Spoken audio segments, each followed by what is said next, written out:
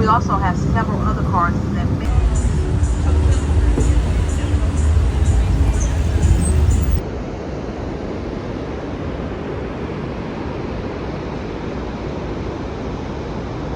After arriving at the airport from the conference, I sat down and planned for my 12-hour layover trip in Spokane.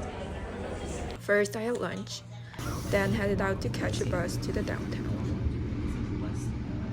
The weather was nice, except it got a bit too hot later on. I took the bus 60 to the downtown. On the way, I saw a wild turkey running around outside the window. It was my first time seeing it, and it was so huge that I thought it was an ostrich. After passing by some interesting bus stops, I finally made to the downtown area. It felt somewhat similar to the downtown Winnipeg, where I spent my high school and undergrad years.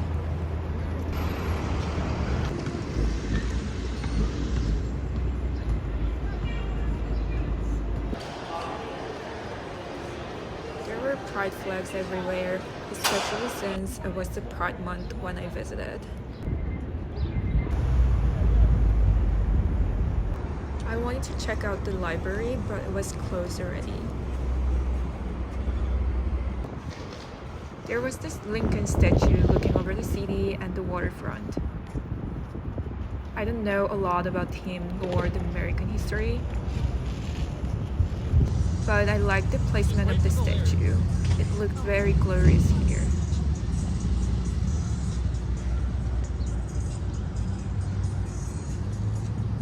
I started walking along the Spokane River.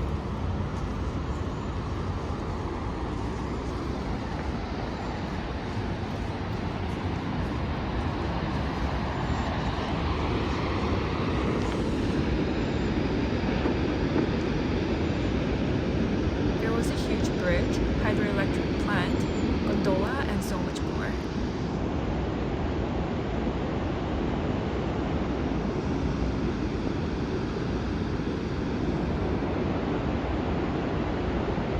Art installations along the walkway was pretty cool too.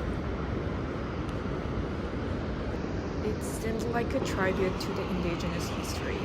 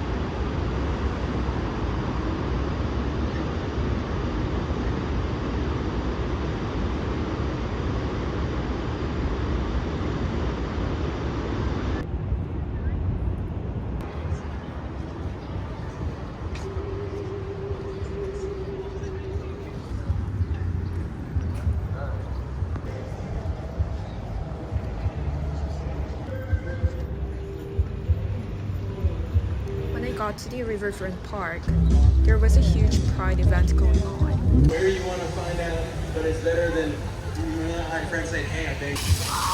That's redaction, that's good. Nothing against being named Mike. The park was beautiful with so many things to see.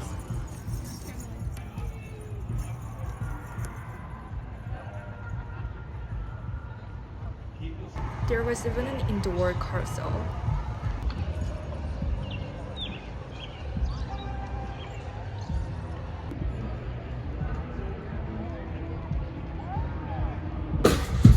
Live music, so naturally had to check it out.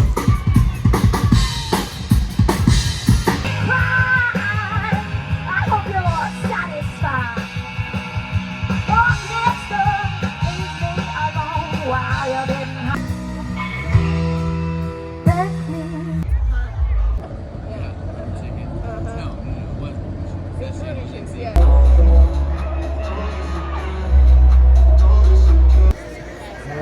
There was also an adults only stage, so I got my ID checked to see what it's like.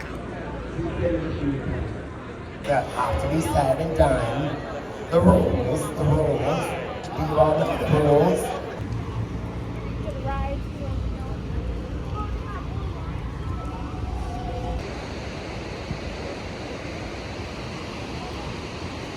I started heading back to the airport slowly, enjoying the big river flowing beside me.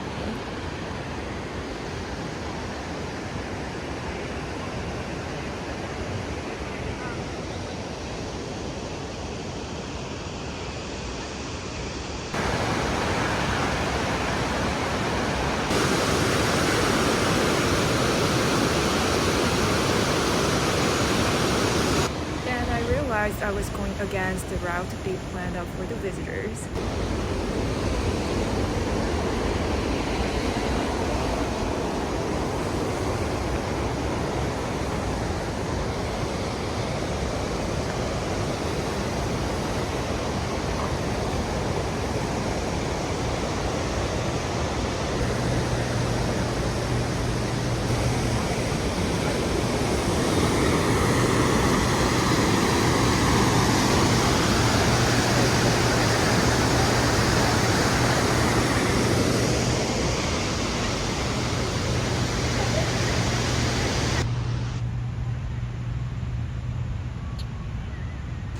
Here's the t-shirt I got from the Pride Festival.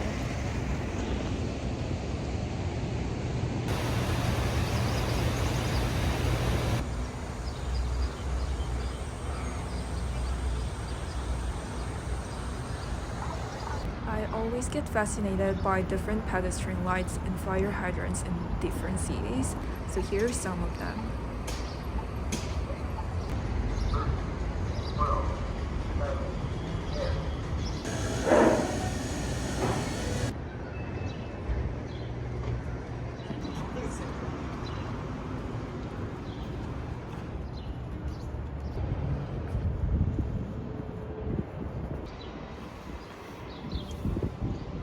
By the way, the bus fare was completely free when I was visiting.